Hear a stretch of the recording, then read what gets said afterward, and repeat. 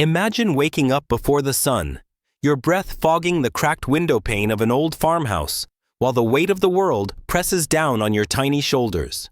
That's the reality for so many kids out there. And today I'm diving into a story that hits close to home, one that'll make you root for the underdog question, the bullies, and believe in the unbreakable bond between a girl and her dog. If you're an animal lover like me, buckle up, because this tale of resilience, heartbreak, and redemption is going to pull at your heartstrings and leave you inspired. We're talking about Emma Thompson, a 12-year-old Spitfire in the sleepy Midwest town of Willow Ridge, where endless cornfields stretch like golden waves under misty autumn skies. But beneath that picturesque facade, a quiet storm of hardship that's all too real for rural America. Picture this Willow Ridge nestled in the heart of the Midwest, where the air smells like fresh earth and distant rain. But the economy's been battered since the Great Recession. Rolling hills dotted with fading barns, where families like Emma's scrape by on whatever the land gives back.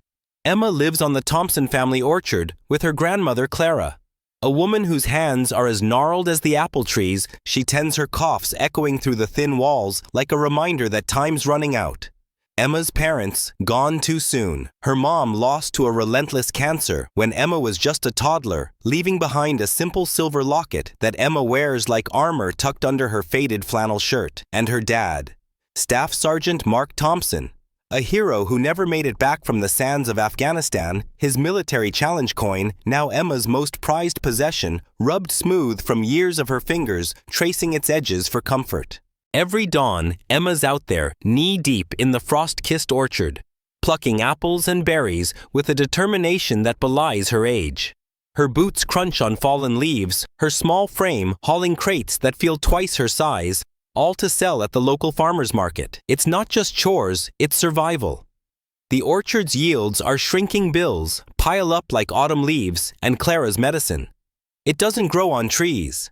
Emma's world is one of quiet endurance where grief simmers beneath the surface, making her feel like an island in a sea of judgmental eyes. She loves animals, fiercely feeding stray cats that wander the fence line, dreaming of the day she might have a loyal companion to chase away the loneliness. But dreams, they're luxuries in Willow Ridge. Now let's get real for a second, because Emma's story isn't just fiction, it's echoed in the lives of countless kids across rural America. Think about the aftermath of the 2008 financial crash. Farms, foreclosed jobs vanished, and families splintered. In places like Iowa or Nebraska, children of the crisis faced plummeting farm incomes, skyrocketing stress, and a ripple effect that's still felt today. One study from Iowa State highlights how the rural Midwest transformed dramatically, with kids witnessing parental abuse spiking amid economic despair, or families packing up and leaving ghost towns behind. Causes: corporate agriculture swallowing small farms, driving up costs, and squeezing out the little guys. Consequences: sky-high youth isolation, mental health struggles that go unchecked, and a generation growing up too fast. Contrast that with urban kids in cities like Chicago, who might have access to after-school programs, counseling, or community centers' resources that turn hardship into stepping stones. But in the heartland, it's raw resilience, kids like Emma learning to stand tall amid the ruins. And here's where we spot a common pitfall: ignoring those early signs of grief in children. Withdrawal, silence, that faraway look. It's easy for adults to brush it off as just a phase. But left unchecked, it leads to deeper scars, like the increased homelessness during the recession that left over 1.6 million kids without a stable roof, as reported in economic hardship analyses. The lesson: early intervention through community support can turn isolation into strength. A kind word, a helping hand, it doesn't cost much, but it builds unbreakable foundations.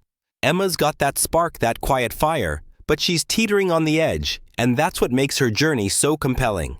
As Emma loads her wagon with shiny apples, wiping the dew from each one like they're treasures, she pauses under the old oak tree her dad planted before deploying. She fingers the challenge coin, whispering a silent promise to make him proud.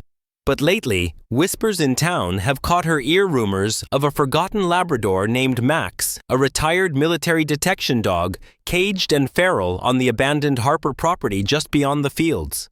They say he's too broken, too dangerous, after years of war and neglect. Emma's heart aches at the thought. She's always felt a pull toward lost souls, especially dogs. Labradors with their gentle eyes and loyal hearts remind her of stories her dad told how they'd sniff out danger in the desert, saving lives without a second thought. Little does she know, Max isn't just any dog. He's a piece of her past waiting in the shadows. But hold on, here's the twist that flips everything on its head. As Emma tugs her wagon toward the market path, the morning mist parting like a curtain, she overhears a snatch of conversation from behind the barn. Two voices low and urgent. That old lab's got history belonged to Thompson himself. If the kid ever found out. Her blood runs cold. Thompson. As in her dad. The coin in her pocket suddenly feels heavier, like a key to a locked door she never knew existed. Heart pounding, she shakes it off, must be her imagination playing tricks. But as she crests the hill to the town square, shadows flicker at the edge of her vision. 3 boys lurking near the feed store, their smirks promising trouble. What starts as a simple market day is about to spiral into something far more dangerous. Ever felt that knot in your stomach when you know trouble's brewing, but you can't quite pinpoint it? That's where we left Emma, cresting the hill into Willow Ridge's town square, her wagon creaking under the weight of those hard-earned apples, oblivious to the shadows closing in. If part 1 hooked you with Emma's quiet grit buckle, up this chapter ramps up the stakes, turning a simple market day into a pulse-pounding trap that'll have you yelling at your screen or dashboard if you're cruising down the highway. We're diving into the ugly side of small-town dynamics where bullies thrive, and one wrong step changes everything. But stick with me, because amid the chaos, there's a lesson in standing tall that could light a fire in your own life. The Willow Ridge Farmers Market buzzes like a beehive on steroids. Vendors shouting over steaming cider stands, kids chasing after fresh-baked pies, and the air thick with the scent of hay and harvest. Emma claims her spot at the edge, near the rusted water fountain that hasn't worked since the 90s, unfolding her crooked table with a sign that reads, Thompson Orchard Delights, in her own wobbly handwriting. She arranges the apples in neat pyramids, each one polished to a shine, her pride shining through, despite the patched jeans and hand-me-down boots. It's her sanctuary, a place where hard work might just pay off until Dylan Harper struts in like he owns the square. Dylan Teen. Going on entitled Kingpin is the son of Victor Harper, the real estate mogul who snapped up half the town's foreclosed farms. Flanked by his 2 sidekicks, one a beefy kid with a perpetual scowl. The other, Alex Reed, lanky and hesitant, always glancing away like he knows better. Dylan zeroes in on Emma like a hawk spotting prey. Selling rotten fruit again, orphan girl. He sneers loud enough to draw stares from nearby stalls. His crew laughs as he kicks over a crate apples rolling into the dirt like scattered dreams. Not content with that, he snatches one from her table, bites into it with a mocking grin, and tosses the core at her feet. Bet your dead dad would have loved these. Oh wait, heroes don't eat charity scraps. The words land like punches, twisting the knife on her father's service, her lack of family, even her dream of a pet. Where's your dog, Thompson? Oh right, even animals ditch losers like you. Oof, it hurts, just saying it, doesn't it? But let's pause and unpack this, because bullying like Dylan's isn't born in a vacuum. It's a toxic brew of causes we see ripping through Midwest schools every day. Take the economic chasms in towns like Willow Ridge, post-recession scars, where wealthy families like the Harpers hoard land while folks like the Thompsons fight for scraps. Studies from the Midwest Rural Health Association show how these divides fuel aggression. Kids from privileged homes, often neglected by busy parents chasing deals, displace their insecurities onto easy targets. Consequences. Cycles of hurt that echo for generations, victims like Emma, retreating deeper into shells while bullies rack up suspensions, or worse, feeding into higher dropout rates and even juvenile crime stats that spiked 15% in rural areas last decade. Contrast that with schools in places like Minneapolis, where economic mixes and anti-bullying programs turn peers into allies, fostering empathy over exclusion. The real killer mistake, bystanders like Alex, who see the red flags but stay silent, letting the poison spread. We've all been there, afraid to rock the boat, but here's the gut punch lesson. One voice standing up can break the chain of silence. It doesn't take a hero, it just takes heart. Emma bites her tongue, gathering the spilled apples with trembling hands, her locket feeling like a shield against the tears threatening to spill. She knows fighting back only feeds their fire, so she endures, packing up early as the market winds down. But as she takes the back trail home through the overgrown fields, twisted vines snagging her wagon wheels, the boys reappear like ghosts from the mist. "Hey, Thompson," Dylan calls, his voice dripping fake sweetness. "We found something you'll love, a lost puppy on our old ranch. Come see." Emma hesitates, her animal-loving heart tugging despite the warning bells. A puppy. In this cold world, it sounds too good, too kind from them. But curiosity wins, and they herd her toward the Harper property, a decaying sprawl of rusted fences and shadowed barns, weeds choking what was once prime land. The puppy lure. A lie, of course. They shove her through a splintered gate into a filthy pen overgrown with thistles and reeking of mildew and despair.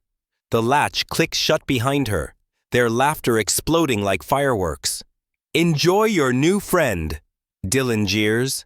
And there in the dim corner, chained and snarling, is Max, the Labrador from the rumors. His golden fur matted and scarred eyes, wild with years of abandonment, he lunges forward, teeth bared in a growl that shakes the air.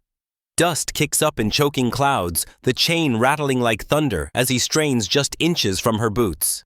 Terror floods Emma, heart slamming, breath ragged, as the boys whoop outside, recording on a phone for their twisted amusement. But wait, here's the jaw-dropping twist that flips the script and leaves you gasping. As Max hurtles toward her mid-lunge with fury in his eyes, a flash of memory hits Emma like lightning, her dad's voice from a long-ago bedtime story describing Labradors in the war zones. "They're not just dogs, Em. They're guardians, loyal to the bone. Sniff out bombs, save lives, and remember scents forever. Time slows." Max's nose twitches, catching something on the wind. Is it her scent? The challenge coin's faint metallic tang. He skids to a halt, mere inches away, his growl fading to a confused whine as recognition flickers in those haunted eyes. The boy's laughter stutters to shocked silence. What was supposed to be a cruel joke is unraveling into something miraculous. Emma's frozen, but in that heartbeat, doubt creeps in. Will he attack or connect? And just like that, the trap tightens into a turning point that no one saw coming. But what happens next in that pen hold tight? We're about to uncover the bond that defies all odds and unearth secrets buried in the past. Can you feel your heart racing yet? We left Emma trapped in that filthy pen, Max the Labrador frozen mid-lunge, his wild eyes locking onto something invisible in the air, her scent perhaps, or a ghost from the past. If the bullying trap in part 2 had you clenching your fists, get ready for the emotional roller coaster ahead. This is where fear flips to fate, where a snarling beast becomes a broken soul and hidden truths claw their way into the light. As an animal lover, you'll cheer for this bond that defies logic, but hang on, because woven in are real-world insights on trauma that might just change how you see the furry heroes in your own life. Let's dive in, and trust me, you won't want to hit pause. Inside the pen, time stretches like taffy, every second thick with dread. Max's chain rattles one last time as he hovers, muscles coiled his golden coat, once sleek and proud, now a tangled mess of scars and neglect. Emma's back presses against the splintered gate, her mind screaming to run, but her body won't budge. The boy's jeers fade to a distant hum, drowned out by her pounding pulse. Then, drawing from some deep unspoken well, she remembers fragments of her dad's stories, not just words, but instincts. "Animals sense your soul, Em," he'd say. "Meet them where they are not where you want them to be." Kneeling slowly on the cold, muck-strewn ground, she lowers her gaze, avoiding those piercing eyes, her hands open and still, like an offering. "I'm not here to hurt you," she whispers, voice barely a breath. "We're both lost." And then the miracle unfolds. Max's growl softens to a rumble, then a whimper that echoes like a dam breaking. He inches forward, tentative, his nose twitching, as if piecing together a puzzle from the ether. The challenge coin in her pocket, warmed by her skin, carries a faint echo of her father's touch, and Max knows it. He was there in the dust-choked fields of Afghanistan, nose to the ground, detecting hidden threats that could end lives in a flash. A Labrador bred for loyalty and retrieval turned into a war machine, saving squads time and again. But war leaves marks deeper than bombs. Flash back with me. Picture the blistering heat explosions ripping the air, Max's handler, Emma's dad, praising him with a pat after a close call. "Good boy, Max, you're my guardian." Then the fateful blast that took Mark Thompson, leaving Max shattered, airlifted home a ghost of himself. This isn't just story fluff. It's the harsh reality of animal PTSD, mirroring the invisible wounds our veterans carry. Causes: relentless exposure to chaos, loud bangs, loss of handlers, the constant adrenaline that rewires brains.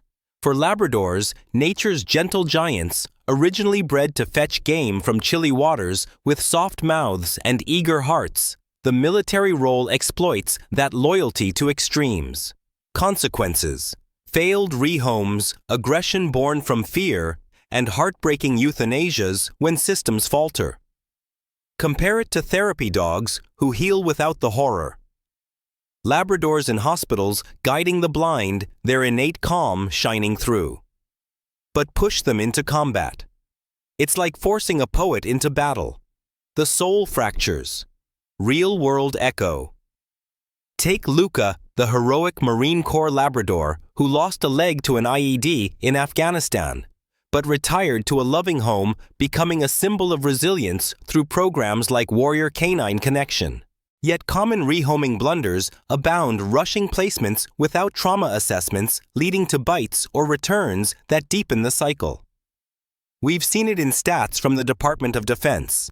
Over 90% of military dogs retire with issues, but only with patience do they reclaim their light. The lesson here hits hard. Patience reveals the soul beneath the scars. Rush healing, and you risk losing the magic. Back in the pen, Max's defenses crumble. He steps closer, head tilting in confusion, then gently, unbelievably, lays his scarred muzzle in her lap, a tremor running through him like a sigh of relief. Emma's hand finds his ear, stroking softly, tears mixing with the dirt on her cheeks. Outside, silence falls like a blanket.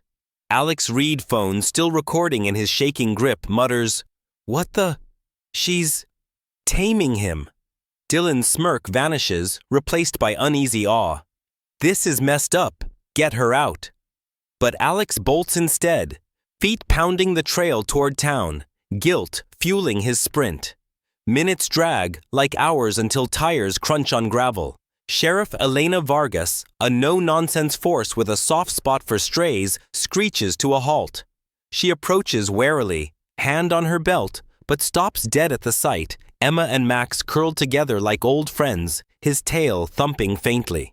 The sheriff pries the gate open, and as Emma stands on wobbly legs, Max rises beside her, alert, protective, no chain needed. They bundle into the cruiser, Max in the back like he belongs, and head to the vet clinic on Elm Street, where Dr. Mia Lawson waits under fluorescent lights that buzz like secrets.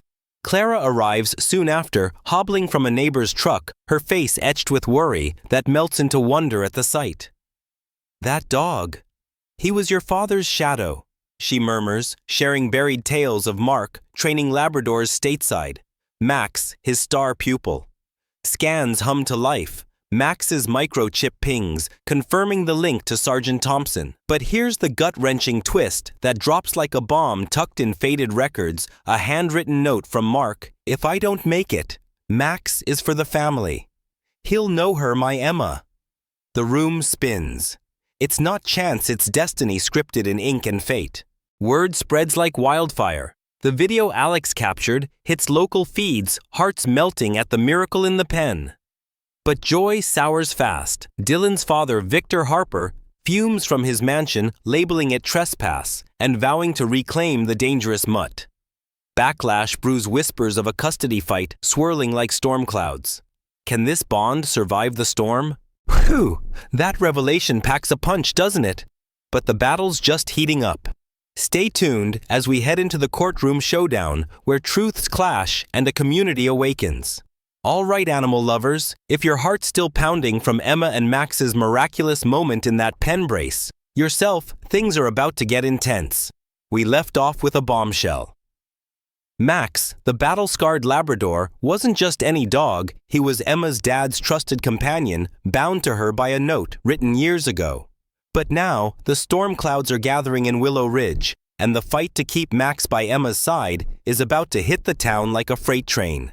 This chapter's a courtroom showdown, packed with raw emotion, unexpected allies, and a twist that'll leave you cheering or wiping tears if you're listening in bed.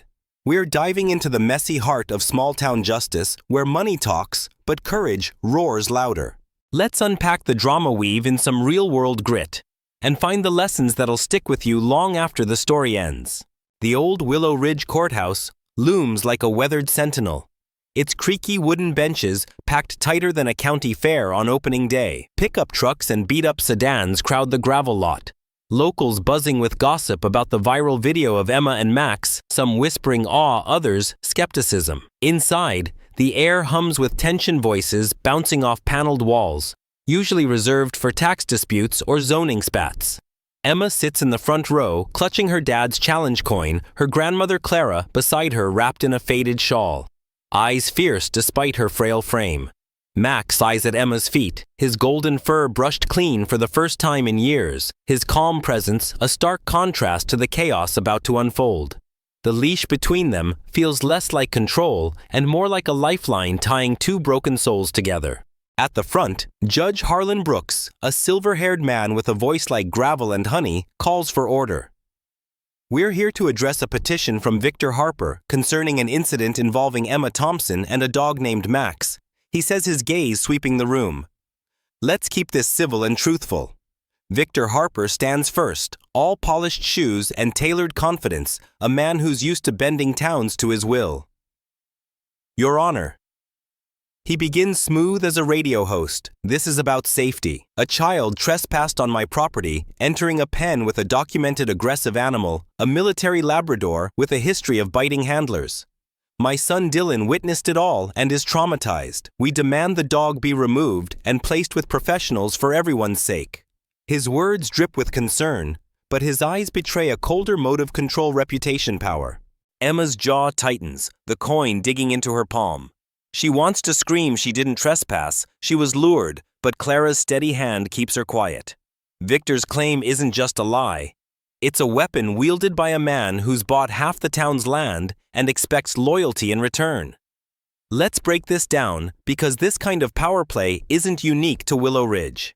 It's a snapshot of small-town America where class divides cut deep, causes economic inequality, like the 30% rise in rural wealth gaps post-recession per USDA reports, where moguls like Victor exploit struggling families. Consequences. Communities fracture with justice, often tilting toward those with deeper pockets, leaving kids like Emma caught in the crossfire. Compare this to cases like the Robbie Law of 2000, which fought for military dog adoptions but often saw bureaucracy favor euthanasia over rehabilitation when funds ran dry. Contrast that with grassroots wins, like communities rallying for retired canines in states like Virginia, where public pressure forced fair outcomes. The mistake here: assuming money equals truth, courts dismissing animal sentience or victim testimony without evidence. The lesson hits like a thunderclap. Justice thrives when empathy leads evidence. One voice, one fact can shift the scales. Dr. Mia Lawson steps up next, her vet boots echoing with purpose. I've worked with dogs for 25 years, military police rescues, she says, voice steady but sharp. Max was a detection Labrador trained to save lives in war zones. After his handler's death, he was abandoned, labeled unfit. But what I saw in that pen wasn't a monster, it was a transformation. Max recognized Emma likely through her father's scent. He chose loyalty over fear. She pauses, locking eyes with the judge. Labradors are bred for connection, not violence. What happened wasn't chance, it was memory. Her words ripple through the crowd, heads nodding, whispers softening. Mia's not just defending Max. She's defending the soul of every working dog dismissed as broken. Then, Sheriff Elena Vargas takes the podium badge glinting under the fluorescent lights. "I knew Mark Thompson," she says, voice low but commanding. "Served with him in training drills years back. He could calm a dog with a glance, and he passed that fire to his daughter." She holds up a USB drive. "We have video proof Dylan Harper and his friends locked Emma in that pen. It wasn't trespass. It was a setup. And Max, he didn't attack. He protected." The crowd murmurs, Victor shifting uncomfortably in his seat. Dylan's usual smirk gone pale. But the real shock comes when a lanky figure rises from the back. Alex Reed twisting his hoodie strings, voice cracking with nerves. "I was there," he admits. "I didn't stop them. I thought it was a prank, but it went too far." Dylan locked the gate. Emma was terrified, but Max, he just sat with her like he knew her. He meets Emma's eyes, barely a whisper. "I'm sorry." The room holds its breath. Even Dylan looks away, shame creeping into his posture. But here's the twist that'll knock the wind out of you. Before Judge Brooks can respond, a new voice cuts through a grizzled man in a worn military jacket, his face etched with lines of loss. "I'm Sergeant Cole Ramsey," he says, stepping forward unannounced. "I trained with Mark Thompson and Max in Fort Bragg. That dog saved my squad, twice sniffed out IEDs when our tech failed. When Mark died, Max broke same as us. But seeing him with Emma," his voice catches. It's like Mark's still here, guiding them both. The crowd gasps. Clara grips Emma's hand, tears brimming. It's not just testimony, it's proof of a bond that transcends death, a legacy woven into Max's very fur. And then another gut punch twist.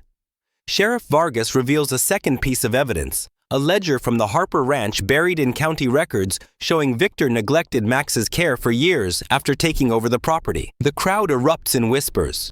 Victor's polished facade cracks his jaw tight as he realizes the tide's turning. Judge Brooks taps his gavel voice, calm but firm. "I've seen the video, heard the testimonies, and reviewed the records. Emma Thompson, you've shown courage and compassion beyond your years. Max is yours legal guardian effective immediately." Applause explodes, tentative at first, then thunderous. Max's tail thumps softly as if he understands. Outside, the town's waking up donations pour in for the orchard neighbors who once ignored Emma, now nodding with respect. But the story's not over. As Emma steps into the sunlight, Clara hands her a small weathered journal, Max's old training log from her dad, found tucked in a drawer. Its pages whisper of untapped potential, a mission waiting to be born. What could it mean for Emma, Max, and a town ready to heal?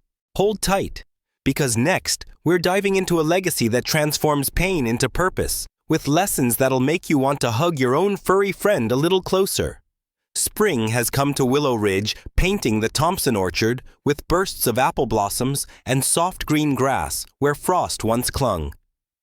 The old farmhouse, once sagging under the weight of neglect, now hums with life.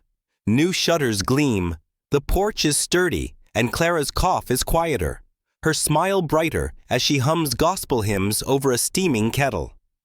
Emma, now 13, steps onto the porch, her boots crunching lightly, the silver locket and challenge coin still close to her heart. Beside her trots Max, his golden coat thick and glossy from months of care, his scars fading like old stories. No longer the feral shadow from the pen, he moves with a steady grace, his eyes bright with trust, tail wagging like a metronome of hope. The orchard has transformed too, not just a patch of struggling trees, but a sanctuary called Max's Haven, a therapy program. Emma dreamed up under the covers one night, scribbling in her journal by flashlight. Every Saturday, the orchard buzzes with kids and adults, some from foster homes. Others veterans, carrying invisible wounds, all drawn by the same need to heal.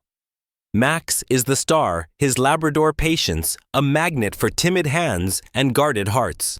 Picture little Mia, a 10-year-old with tangled curls and a sketchbook full of dog doodles who lost her mom to illness. At first, she'd only watch from afar, clutching her pencils like a shield. But one morning, Emma catches her giggling, brushing Max's fur, whispering secrets to him as he nuzzles her cheek. Then there's Ben, a 14-year-old whose dad's still overseas, his speech halting from anxiety. For weeks, he wouldn't touch Max, just sat stiffly under the orchard's cottonwood tree. Now, he's sprawled in the grass, Max's head in his lap, silent tears falling as he strokes the dog's ears. Emma sits nearby, letting the moment breathe.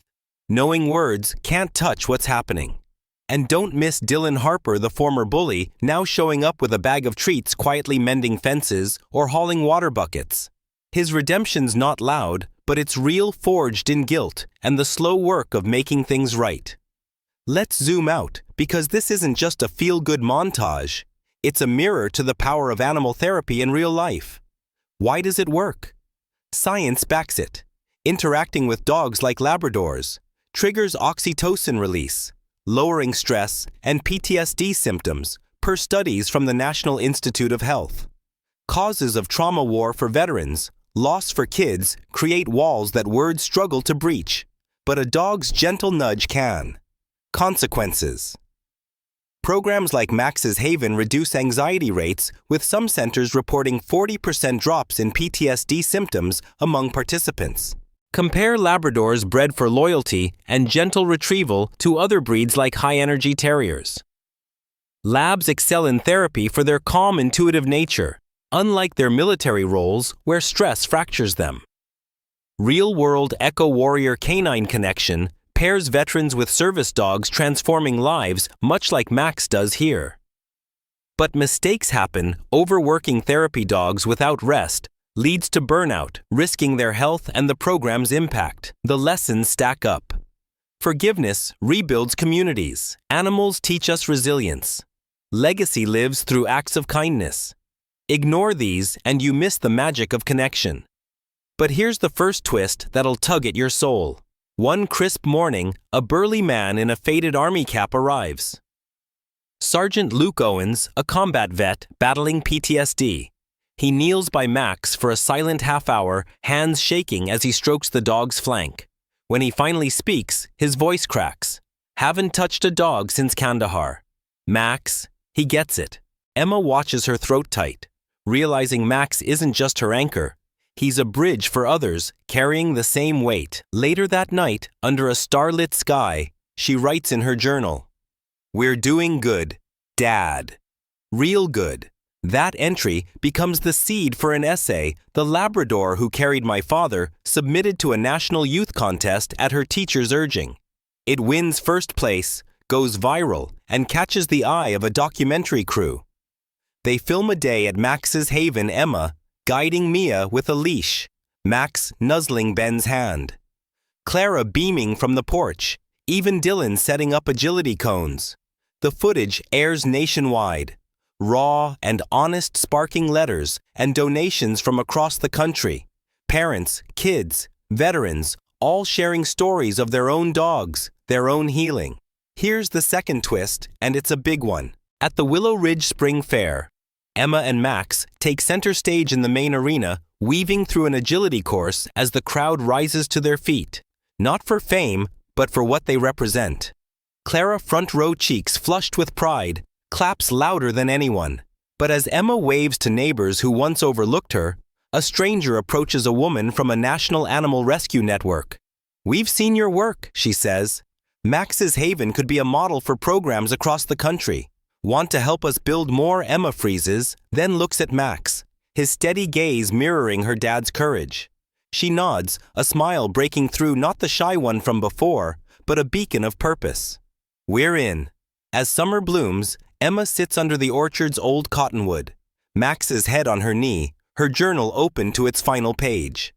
She writes, "You kept your promise. Dad, Max found me, and now we're finding others." The wind rustles the leaves, carrying a warmth that feels like a reply. They're not just surviving, they're building something eternal.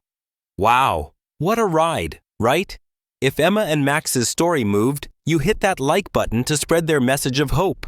It takes one click to show the world what love and loyalty can do. Subscribe and ring the bell so you don't miss our next tale of courage and connection. We've got more stories that'll warm your heart and fire up your spirit. Share this video with a friend who adores their furry pal and drop a comment. What's your pet story? How have they helped you heal? If you're inspired to make a difference, check out local animal rescues or therapy programs, links in the description below. Together, we can give every dog like Max a chance to shine. Let's keep the love going. See you in the next story.